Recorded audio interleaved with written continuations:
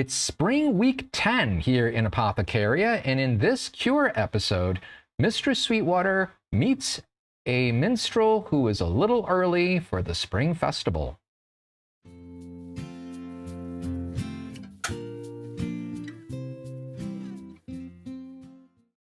Hey there everyone, Parz Sadfa, and welcoming you here again to yet another episode in this Apothecaria based episodic series that I have been writing for seemingly forever and a day.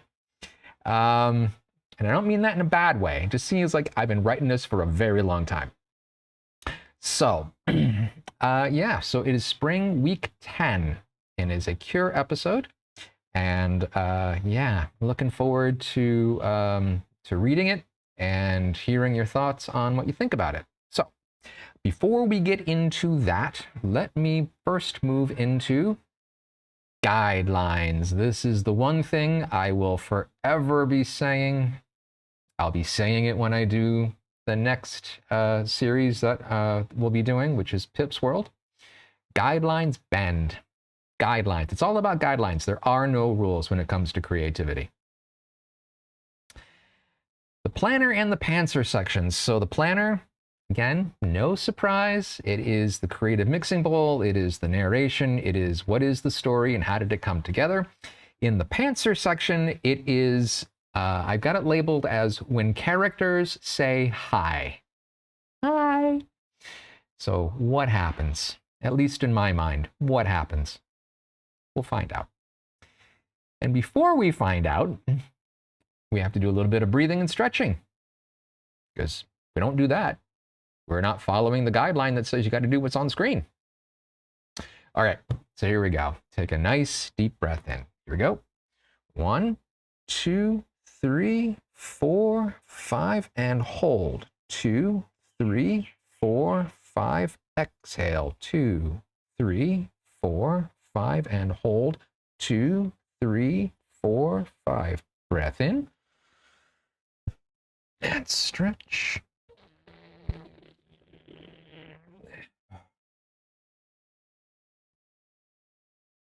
Okay. It's always that little gush of energy that just sort of, but it's not like a harsh gush. It's just like a soft little woo gush. I like it. Okay. So, spring week 10. I think I've said that 2-3 times now. I think I'm just getting ready to read the story to you. I hope you enjoy it. This one is called The Traveling Troubadour. It's been a tough few weeks. The whole mess with the mayor, it's been stressful. And I've been avoiding people, companionship, even friendships. I know there are people in High Rannoch who support me. I'm feeling lonely despite having pen pals in the here yet not here, and the friendly faces of everyone and everything living on the grounds. I think I'm ready to face down the rumor mongers and spend a bit of time amongst friends. Or, at the very least, be in town and show everyone that I'm not ashamed to show my face. I'll ride into town on Vapor Trail, all lit up and beautiful, and there is no and. I'll just go and be brave and face whatever needs facing. Despite coming to a decision about what I'm going to do, I've found myself doing little things here and there which, were anyone to judge my actions, could view them as avoidance. Not that I'd agree with that conclusion. It's just that, when faced with something that could go badly, and quickly, socially, I find that there are things that I see that need doing before taking on anything new. Like the cauldron needing a good scrubbing. The hearth needs a good sweep. The chimney should get a good scrubbing to keep the creosote under control. Hello, hello, to the fair I go. I know the way just steps away, and maybe it won't start today, but I'll keep singing anyway. So, I'm covered, head to toe, in black ash and grime, and there's someone approaching the cottage singing exuberantly. I hope it's not someone suffering from a singing sickness needing immediate treatment. It'll take days just to get to a semblance of clean. And still the singing got closer. Hello, hello, is anybody home? I'm free to roam with no fixed home. Is anybody home? And then a knock. Now, as to how this bard didn't see me on the roof as I finished up the chimney, I was hiding. Yes, I, Mistress Sweetwater, Witch of High Rannoch and environs, was lying down on the roof trying hard to not be noticed. The lonely witch, absolutely covered in soot, avoiding a knock at the door, and there's a bard knocking at the door. I realized, with Mouse Eyes' voice coming from in front of me, that I'd closed my eyes, because apparently that helped me hide better. So I opened them, and sure enough, Mouse Eye was up on the roof with me, crouching down, hiding too. I know, I hissed. Are you going to answer it? Mouse Eyes' eyes glittered with mischief. No, okay, I will. And before I could stop him, he ran, sprang, and disappeared. I groaned inwardly.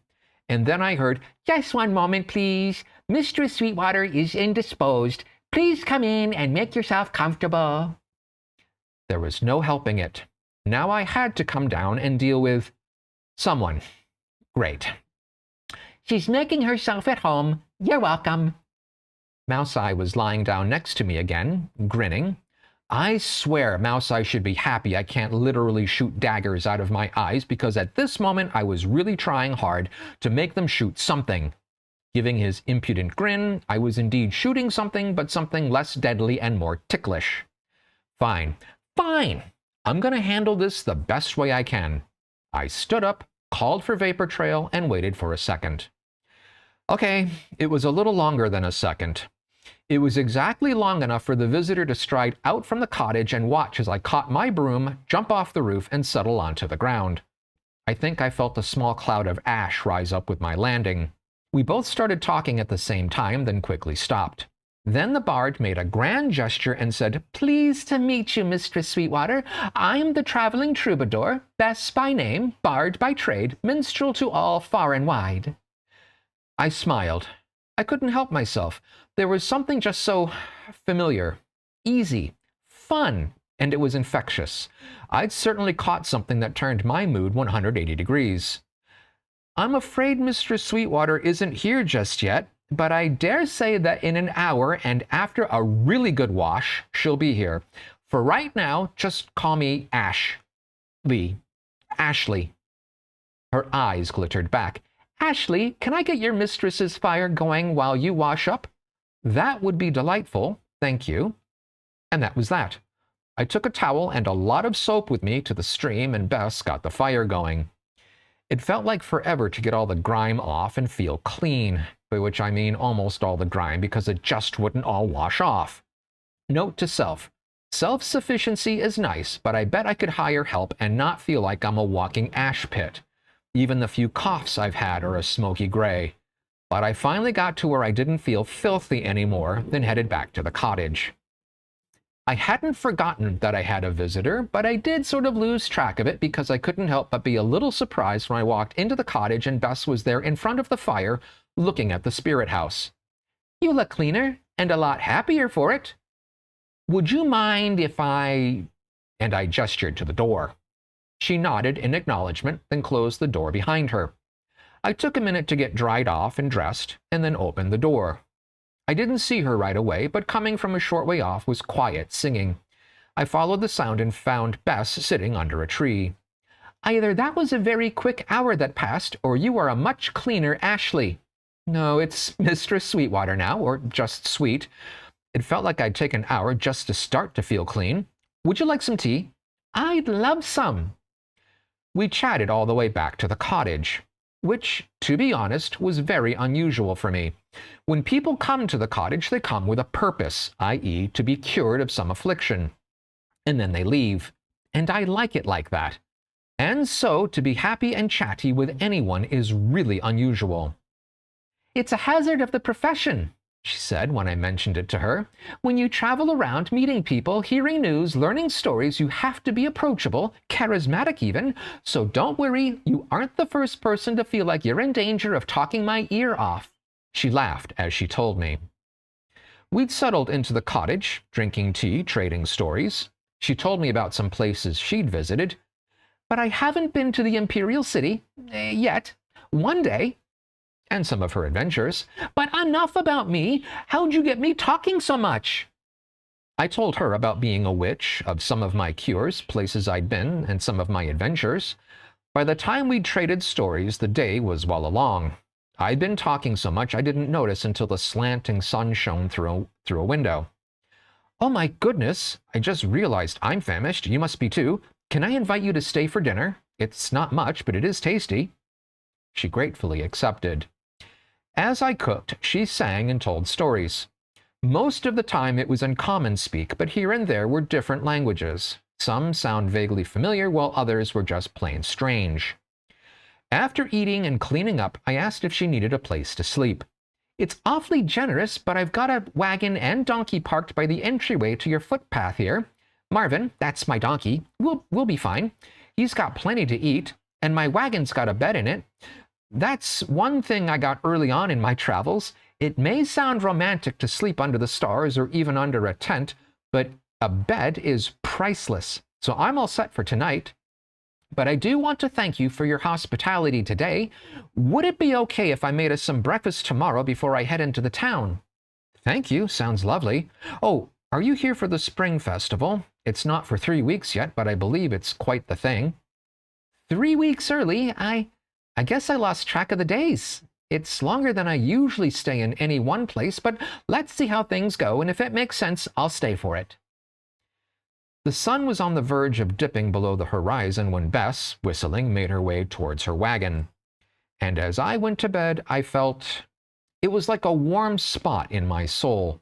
I have pen pals and a best bestie, but this instantaneous friendship is wonderful. I woke up the next morning in a fantastic mood, and yes, it was before the sun rose. I wanted the day to start and to be long and wonderful. Before it gets asked, yes, I had the fire up and ready to go. What I had for plates and cutlery were polished. Multiple times. It kept me from pacing in the cottage. Staying in the cottage kept me from knocking on a certain someone's wagon door. Nervous much? Said a bleary-eyed mouse. No, why would I be? No reason. Silly of me to ask. It was a good question. Why was I so... not nervous exactly, but nervous, I guess.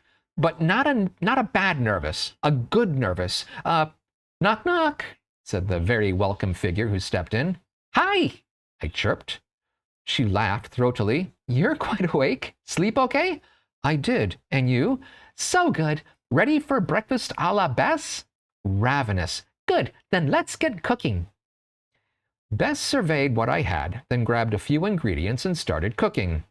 It smelled, how to put it, alarmingly bad.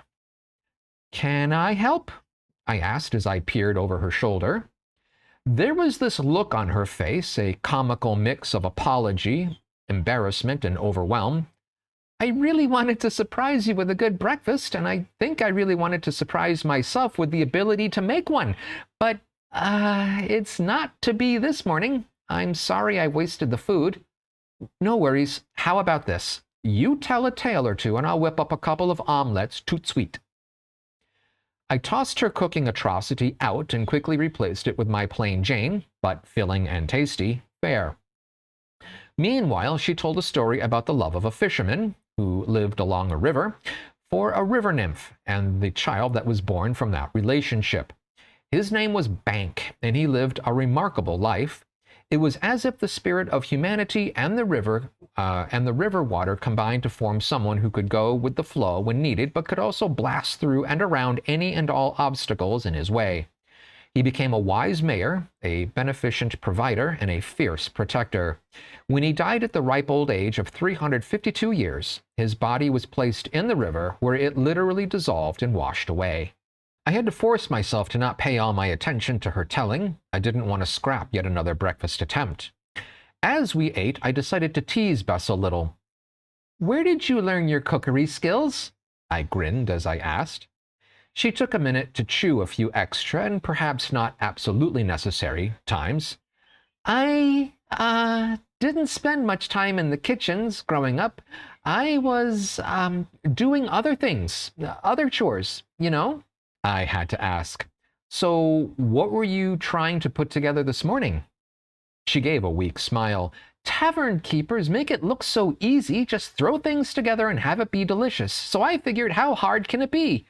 Now I know. I should have stuck with roasting miscellaneous rodent and or birds on a spit over an open fire.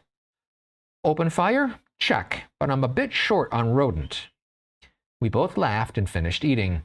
We both started to say, shall we? Then stopped. I looked at her, crossed my arms, then said, well, shall we? And she did the same back. Well, shall we? And laughing, we both said yes at the same time. And then we both just stood there, which was funny on its own. What did we just say we should do? I asked. I thought it was some combination of cleaning up, then heading into High Rannoch. I need to ingratiate myself at a local tavern. There's only one, the Copper Fox. Right. The tavern, and start playing sets. That brings in customers, which then brings me silver and the occasional free drink, and everyone is happy. Okay, good, and I guess. Why, you shall provide cures as needed, listen enraptured to me, and overall have a good time. What say you? It sounded good. Great, even. It'd be nice to have a reason to stay in town for a while, socialize a bit, and hopefully that silly mayor business had or would blow over, and just relax. It'd be a rare treat. We cleaned up, then headed to her wagon. To say it's a modest wagon is, well, accurate. It's quite small and, in essence, a tiny cabin on wheels. Painted on each side of the cabin walls are painted pictures of Bess and a mandolin. Words certainly weren't needed. The pictures got the idea across. And besides, I don't think a lot of people know how to read. As we approached, her donkey looked up from grazing. Now, I might have been seeing things, but I swear the donkey gave Bess a quick questioning look, and she just as quickly shook her head ever so slightly no. I would have disregarded it completely if not for the flash of resigned annoyance on the donkey's face and the accompanying snort. Bess looked at me and saw incomprehension. Oh, don't mind Marvin. You know how donkeys are. Right. It seems my adage about things not being as they seem has now extended to encompass Bess and Marvin. So long as it's not harmful to me, we're all good. She got Marvin harnessed in, and we rode on the wagon together for the few minutes it took to arrive outside the Copper Fox Tavern.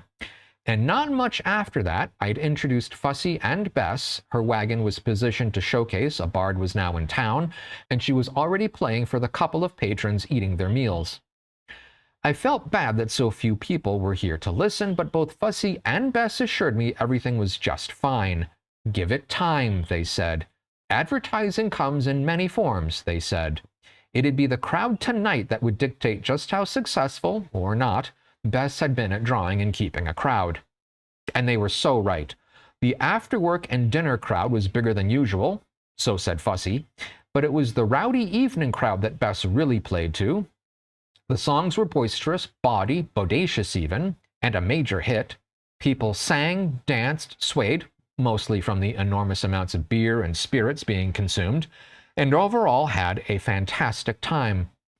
Fussy was run off his feet keeping up with orders, Robert Robertson was doing his best to help, and even I got enlisted. The roar of the room was enough to bury whatever mean and or rude comments were directed towards me. As the nighttime entertainment continued, the mayor and his wife came in and sat down. Things got a bit tense at first, almost as if the people in the room were embarrassed to be having a good time, but the mayor quickly began singing along with the songs and the room exhaled.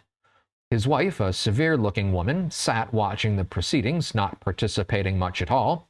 Maybe it was because she was under the weather. Her nose looked red and she was constantly dabbing at it with a handkerchief. And not much after coming in, she left, leaving her husband to get more and more drunk. They didn't pay attention to me at all. Thank all the gods for that. At some point, Bess called it a night. The crowd dispersed. Fussy started cleaning the tavern before counting the take, and Robert and I did our best to help clean up. By the time we were all done, it was super late. I was exhausted, and we all started to head to our collective beds. I'd figured Bess had gone to her wagon to sleep since I didn't see her outside. So I started heading home, which is when Mouse Eye popped onto my shoulder. Something's wrong. Go check on Bess. That woke me up. Alarm bells, accompanied with flashes of red-hot fire, flashed through my mind's eye.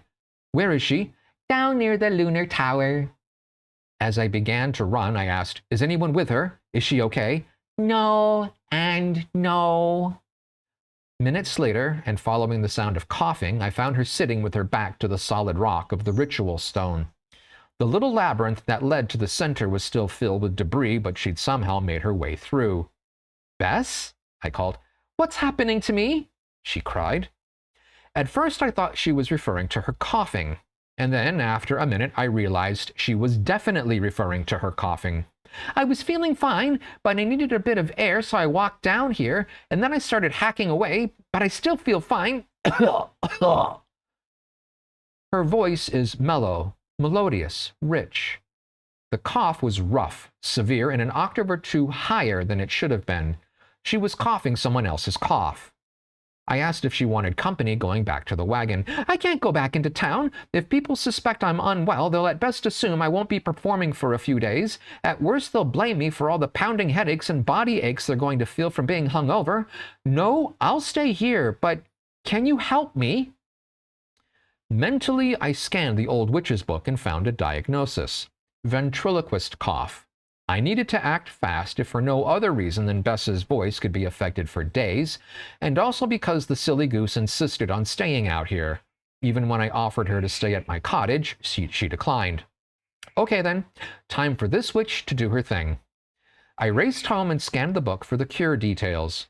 Ghost goo, already in the cupboard, would take care of half the problem. For the other, I needed to go to the Hollow. I stifled my automatic complaining about the place and instead grabbed my things and headed off with Mouse Eye on my shoulder. You don't suppose, I started to say as I made my way towards the dungeon. Suppose what? It felt like I knew what was going on one level at least, but the dots just weren't connecting in the racing to the area I hate after spending the day being around more people than I've ever been around in my life and exhausted from a half-dozen different causes, not the least of all was a magical malady that had struck my new friend level. But luck was with me, in a couple of ways in fact. One was that I didn't trip and kill myself, and the other was that I found a map at the Hollow's entrance. Which is to say that Mouse Eye spotted it and called my attention to it. As maps go, it was pretty terrible. I knew enough about the Hollow to spot several errors and omissions. But what it did show was the location of Darkwater. It was something I'd never used before and was located in a part of the dungeon I hadn't explored yet. But, and this was a big but, it was exactly what I needed. In my mind, back at the level that was busy connecting dots, more and more different dots were being drawn into the big picture, or pictures, I had no clue, which I was still not grasping at my current level, which pretty much consisted of stumbling forward towards the next needed step to make a potion. I hoped the mimic, as Igor calls it, would show up and guide me. Nope. I hoped Mouse Eye would talk to me to help distract me from my exhaustion. Didn't happen, and frankly I was too tired to ask, but the map was accurate enough, and by following it I reached it's not something you can call a well or spring. It was kind of like a pool full of a heavy, very sweet, very dark syrup. I'd hesitate to add hot water and turn it into a tea. It was just that sweet. A little while later I was back home prepping the potion. Ghost goo boiled, and to it I added the raw dark water. And since dark water induces a medical sleeping condition, I added some wigfish to counteract it. With it all prepared, I made my way back to Bess. True to her word, she'd stayed at the ritual stone. Still coughing, that awful hack. I navigated the brambles so I could hand her the potion. A few gulps of potion later, and gagging from the clinging and cloying sweet, she stopped coughing. We both waited to see if the dreaded cough would come back. It didn't, leaving both of us relieved. We were now, both of us, leaning against the cool, heavy stone, enjoying the coughless quiet and, for me anyway, the lack of creepy dungeon darkness. The night here was refreshing, dark but delightful. Thank you. I don't know what I would have done if you hadn't cured me. She leaned over and laid her head on my shoulder. It felt comfortable. I think it would have gone away on its own. Someone cursed you. Someone with a cough. I should say, cursed you to cough for them. So after they would have stopped coughing, you'd have stopped too. But it's good we got it stopped before your singing voice was affected. The quiet settled on us again until, "Sweet? Did that potion have to be so sweet?" "Well, of course," I replied in mock outrage. We both got a chuckle from that. "Shall we head to bed? It's really starting to get chilly." I think I said that. Maybe she did. I was so tired I think we both ended up napping while we were sitting. By mutual agreement, we headed back. I had to walk through town to exit through the correct gate, so I walked her to her wagon. "Thank you again. I mean it. Thank you." She gave me a quick hug and a peck on the cheek before dashing inside her wagon. And I walked home, both happy that I'd cured her and miserable that the night had come to an end. Numb, I trudged home, undressed, more out of habit than anything else, and collapsed into bed. Ordinarily, that would be that. I'd effected a cure, they'd left, and I was left alone to my own devices. Ordinarily, that was the order of things, the normal course of affairs, my preferred existence, but today? Tomorrow? Yesterday? What time is it? What day is it? What use is it asking these tough questions when the blankets are very securely over my head, blocking out whatever is going on out there? I'm good right here, lying still, hearing the birds chirp. So, morning? I guess? Morning's for the birds. Let them enjoy it. I'll just lie here until the cows come home. And that's a safe saying given my absolute lack of anything resembling a bovine. Now that that's settled, I'll just lie here until there's a whistling on the wind. Non-bird and very non-bovine whistling. Knock, knock, anybody home? I heard her open the door and walk in. I heard her walk over to the edge of the bed. I felt her sit on the edge, and I felt her gently tap my head through the blankets and laugh. That was quite the night. I'm glad you've slept in. So how about this? You make breakfast, I'll serenade you while you do, and then you can take me somewhere that's beautiful, peaceful, and above all free of people insisting that I carry the burden of their coughing. There was warmth in her voice, caring, concern, compassion, but I just lay there. Or I could cook up something extra special for us and... The way to a man's heart may be through his stomach, but the way to a woman's brain is through threatening to make a horrid mess of her kitchen. I popped my head out from under the blankets, and immediately regretted it. It was so bright. Or maybe more like lunch. I'm not picky. I looked around as if seeing everything for the first time, then looked up into Bess's face, her smiling face. Oh yeah, I told Fussy I'd take today off, but that I'll play in or around the tavern until the festival. I became aware that, 1, I couldn't get out of bed because she was sitting on the blankets, and 2, if I did get out of bed, I'd be quite exposed. "Wanna give me a few minutes?" "Sure thing." In a repeat of yesterday, was it really only yesterday? She settled on a seat near the cottage, humming and singing, while I quickly got around and let her know I was dressed. I cooked, she sang, we both ate. Lovely. As we cleaned up, she asked where I was taking us. It seemed like an opportune time to check to see if Lady Copeland had written back, and of course the beach and loch are gorgeous, so I suggested we go there.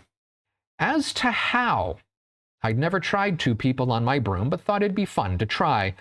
So we stepped outside, I held up my hand, and Vapor Trail came as called.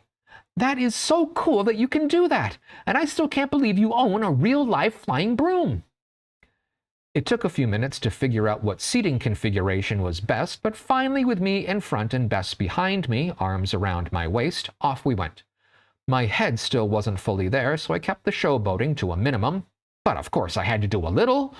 I felt Bess's uncertainty in the movement of Vapor Trail and so kept the ride fluid and loose. There was no sense in doing something risky and crashing into a tree.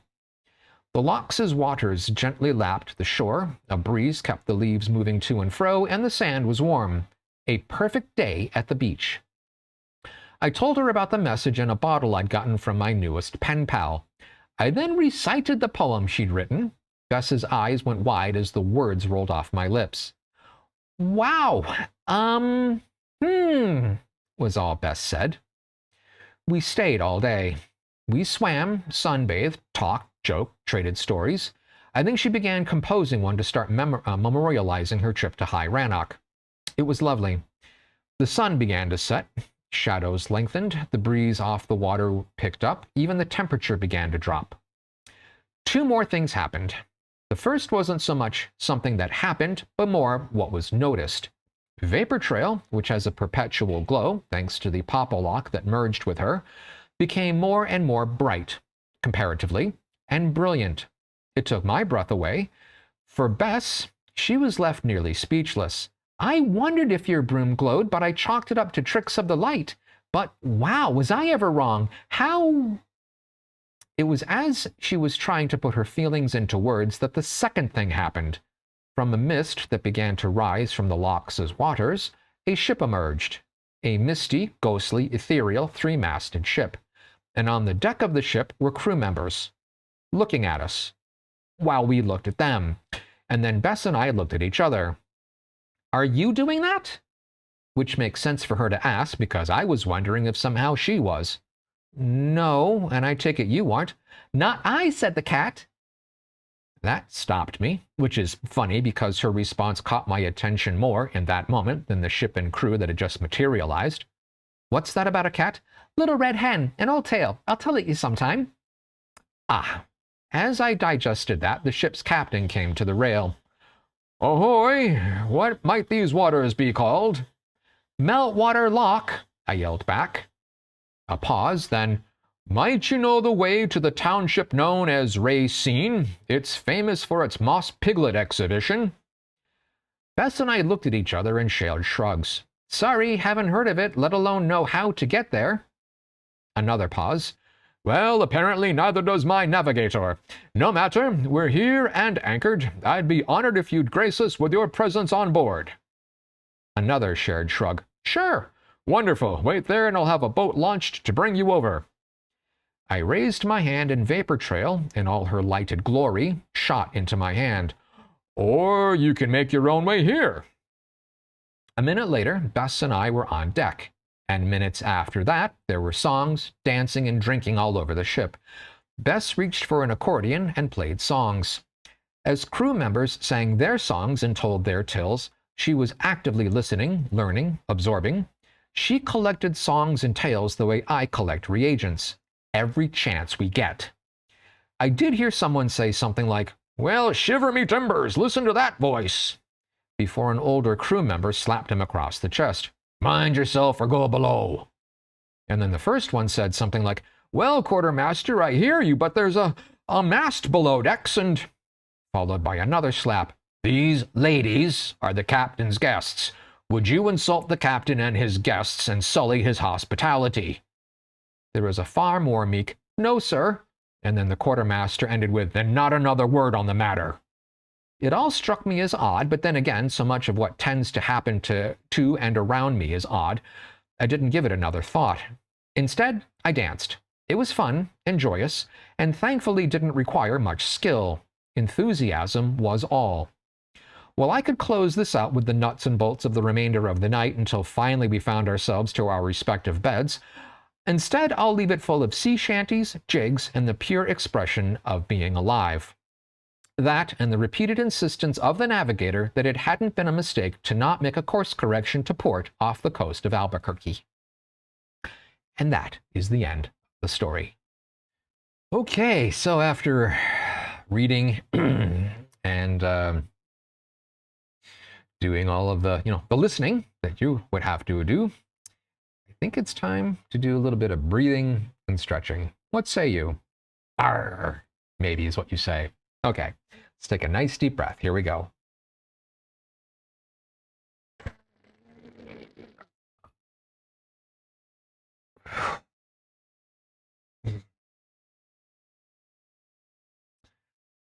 Okay, I'm so glad this microphone does not pick up the pops as my back cracks. My ear does. Okay, so let's talk a little bit about the coming together of the story, how it came to be. So the creative mixing bowl. And the things that go into it. The first one being prompts, which are going to be right over here. Here we go. Oops, that way. So go ahead and take a screenshot I'm going to close it in 3, 2, 1, and perfect. Okay, screenshot time over. Time to talk about some details. Okay. So you'll notice that there's not a lot of details. Really, it's just 3 prompts, and we just strung them together one after another after another. And that's how the story came together. I wasn't really sure what I wanted to write. I had no plan. I was just looking to see, what's the ailment going to be, and what are things going to, how are they going to line up this time? And lo and behold, the first thing that comes across is, well, first off, we decided to go to the village. And that was because Alicia wanted to make a purchase at Bits and Bob's. And so I said, okay, fine, I'll go to the village as well. And by going to a location, of course, we pull a prompt for going to the location. And that location came up as being, there's a bard, and the bard's in town. And there's a crowd, and what is it that's singing? Do you like it? Do you not? Is there anything that makes it special? Things like that. Okay, so we've got a bard. And so then we said, all right, well, what do we do next? And we had the ailment, ventriloquist cough, and it's a very short timer on that. It's 4. So not a lot of actions. And so we had 1 ingredient in house. We had 1 ingredient that we needed to go. We decided to go get dark water. And so that's in the hero's hollow. So then we went to the hollow to go collect the dark water, and that generates a prompt. And that was that there's a map. And because there's a map, and we found it, we picked it up, we used it, we get to draw a card that shows a value, and then we get a reagent equal to that value for free. And dark water, wouldn't you know, was that value. And so that made things really easy. So okay, so we go in, we go back. So didn't count on actions, and so we decided to do one last environmental prompt, or one more place, and so we went to Meltwater Lock. So the whole thing that Alicia was doing in her story is, when she went to Bits and Bob's, she actually bought a table in order to make magic wands. When we bought the Apothecaria, I'm going to call it the pack, because it did come with a couple of additional things aside from the base game. One of those things is that you can make magic wands. It requires buying a table, and then you have to go out and harvest wood, and each place where you harvest wood from, each gives it a different quality. So she wanted to get it from Meltwater Lock to get those qualities of the wood. So again, I said, okay, great, fine, let's just go ahead and go to the lock. And that was the environmental prompt of the ghost ship that appears. And so each point for me was this whole new thing that strings along together that way. So my choices in dealing with this is that when we had the bard, I said, well, how about if we not have her in town yet, but instead she's going into town for the fair. And so she's going to stop by and go to Mr. Sweetwater's cottage before she makes her way into town, and start a friendship, basically get a new character going. I wasn't really sure who best was going to be. And so this was just sort of a start, and I thought she'd be around until like the end of the writing sessions, where the tale ends, and then she would go off and do, bard things, minstrel things, and then have Mr. Sweetwater go off her way and then be done with it. Never assume you know what's going on. Lesson for me, and lesson for you as you listen more to the story and hear more about what's going on. So there was that. The other thing I want to note here is that because we cured the bard, Bess in this case. We did get a reputation point, and we do get gold for it, or excuse me, silver. But you'll notice I didn't actually put that into the story this time. The idea that I had at the time is that Bess is a bard. She doesn't have money, right? She's you know, going around playing where she can, collecting up what she can. So that this was going to be kind of a payday for her to play through the time that she's there, collect up money, and then hand it at the end. And so money would change hands just later on. And it turns out she never really paid. But again, we will run into that later. Okay, so that brings us to what's been written before. And there is a long list of people, places, and things, nouns, we've mentioned, and all of which have been brought in. The Village, Copper Fox, Heroes Hollow, Meltwater Lock, the Copper Fox Tavern, said that already. You know, there's just there's a long list, right? Really the only thing new is Bess and Marvin. Which then brings us to the imagination piece. What's new? Bess and Marvin. Okay, so with the Flower Festival coming up, and that's the official title of the Spring Festival, it seemed like a good fit to have the bard coming to High Rannoch instead of being already in it. And it, you know, albeit early, right? Because this is week 10 and the festival doesn't happen until week 13.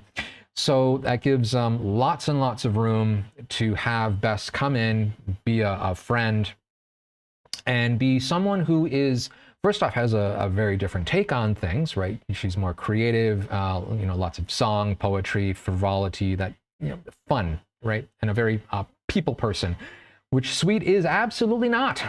And so having that kind of energy, I thought would be a really great fun thing to play with and have it on a multi-episode basis. Because it's one thing to have your witch explore solo or with her familiar, but another thing entirely to write in a soon-to-be fully fleshed out character to explore with, while all their tricks or all their traits and quirks, etc. I'm reading from my notes over there. Or over there, because I'm looking that way. Okay. So yeah, so that's that. So Bess told a story about someone named Bank, right? The child of a fisherman and a river nymph. That is a big hint as to what is going on with Mistress Sweetwater. Big hint. Okay. Also within the episode, we have a theme that has really started to solidify, and it's not been focused on so much up to this point. But Sweets' use of the adage, things not being as they seem. This is something that, you know, we're starting to see things occur, you know, within the town of High Rannoch and dealing with the mayor and his wife, and things just are not what they seem there. There's, you know, Count von Rannoch, and, you know, things are not quite as what they seem there. And so now we've got these new elements of Bess and Marvin. And so all of this is kind of coming into play. And then, of course, Mistress Sweetwater herself. Things are not what they seem. Mouse Eye, definitely not what he seems. So, although if you want to say he's just a wiseacre character who sort of bounces around, I guess he is exactly what he seems. But there's more to him than meets the eye. Maybe we'll just put it that way. So again, so there are things about Bess and Marvin that aren't as they seem, which definitely fits in well with Sweet and Bess. So anyone care to guess what it is about Bess and Marvin? So just drop a comment. And of course, you know, if you think you know what's going on with Mr. Sweetwater, then go for it. Marvin, by the way, is a combination of Eeyore from Winnie the Pooh and Marvin the Robot from Hitchhiker's Guide to the Galaxy. So we'll see how that kind of plays out as we go into further episodes. The last thing I wanted to do is, have you ever felt attraction to someone you've just met? Friendship or romantic or what have you, whether it's whatever the nature of that attraction is. So that's the feeling I tried to evoke from Sweets' point of view when meeting Bess and getting to know her better, even over that very, very short period of time. Like, it's only a day, right? An insto attraction. And I was trying to show that from the other direction as well, right? So that Bess is also feeling that from Sweet's point of view. I don't know if I accurately achieved that, but that is the intent. So anyways, I hope you enjoyed those bits and pieces. Okay, so that brings us to the pantser section and the discussion on when characters say hi. So one of the things that has been asked in the past is, how do I go about, or how does one go about making a character? How do you dream them up? And how do you put them into your story? And so one of the things that playing a game like Apothecaria requires is dreaming up characters, because maybe they're patients, maybe they're residents in the village, maybe they're in a surrounding area, and maybe they're travelers passing through, maybe they're some sort of creature, some sort of monster, some sort of something or other. Something that you're interacting with, something you're relating to. So there's this continual need to dream up characters. So having a game like this, a RPG role-play game where you're constantly needing to come up with characters, coming up with people, it is a wonderful exercise in character creation, and I highly suggest that you play with it if you find that making characters is a difficulty for you, because you have to do it here. You will get good. So when you run into a situation where you need/want to dream up a new character, how do you do it? How do I do it? Well, so thinking of a new character is just like any other prompt. So when I need someone or want someone, I think about what the character will do. And then by essentially closing my eyes, I let the character tell me the needed details. So what details would those be? Maybe a name, maybe a gender, maybe. Really, most details that you read in most books are not necessary. They don't need to be there. They do help to give you a sense as to who somebody is, and different authors have different ways of presenting characters. My preference is to give as few details as possible. Just give the necessary details that kind of establishes a figure within the story, and then let everything else go away. So Bess, for instance, what do we know about Bess? She, it's her name, and she's introduced herself as a she. There is a little bit of a mention of a mast below decks. How might that have come about?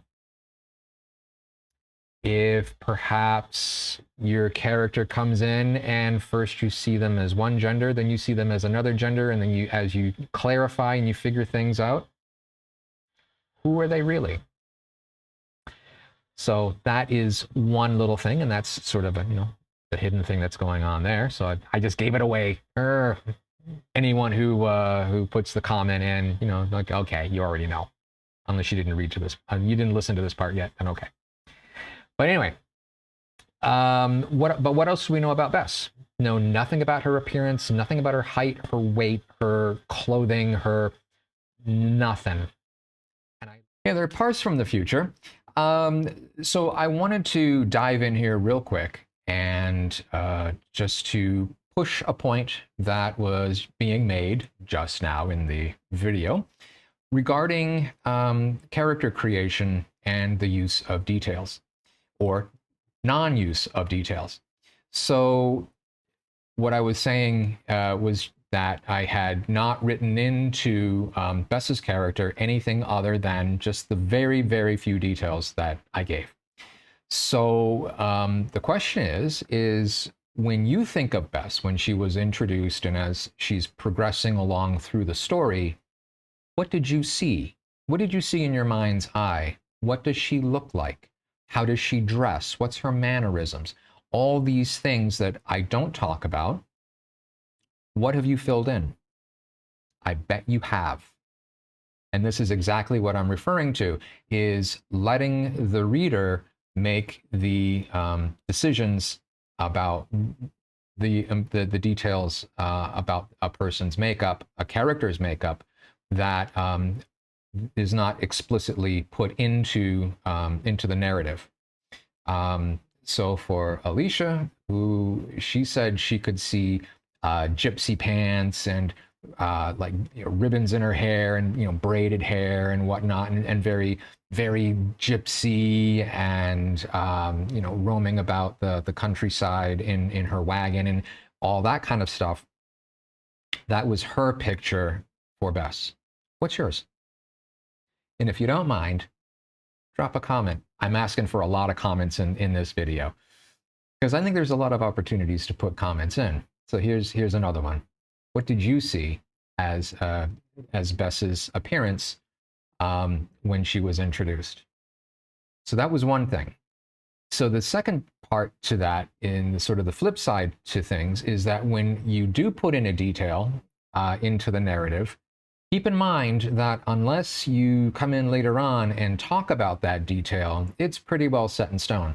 So I had made the comment that if Bess needs red hair at some point in the future, that it gets mentioned in the narrative, and then the reader will then just adjust the mental picture, usually without a second thought. It's just like you click the hair from whatever color it was, whether it's blonde or brunette or black or whatever, to red, because I've just said it's red.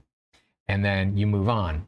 And so that's the kind of thing where you can put in details later on, and it's not going to be jarring to the reader, because the reader is going to allow that to kind of go right through the narrative into their mental picture and allow it to be.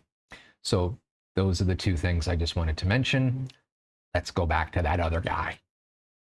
And I like it like that. Let the reader determine who they are.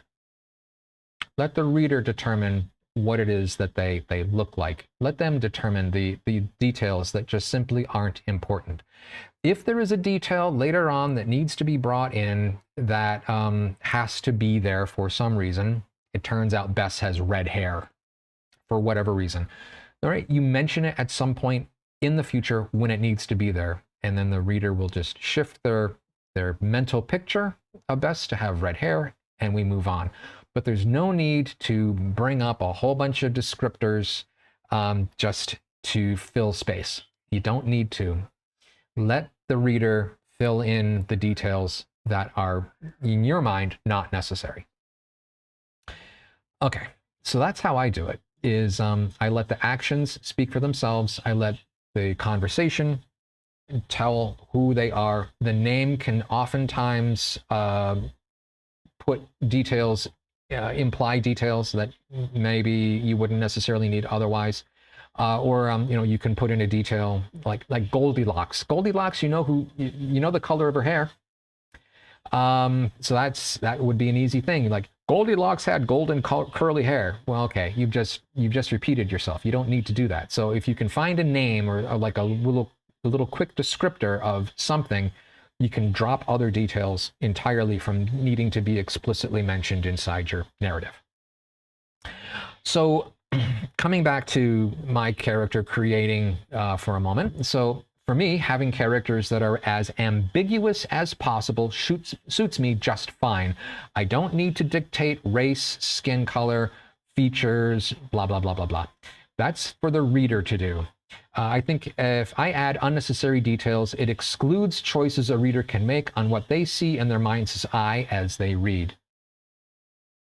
So, it can maybe make the reader work a little bit. I'm okay with that.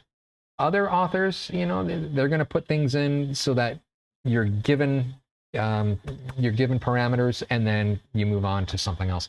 I don't want to, and I'm not going to. Anyway, that covers everything that I wanted to cover in today's video.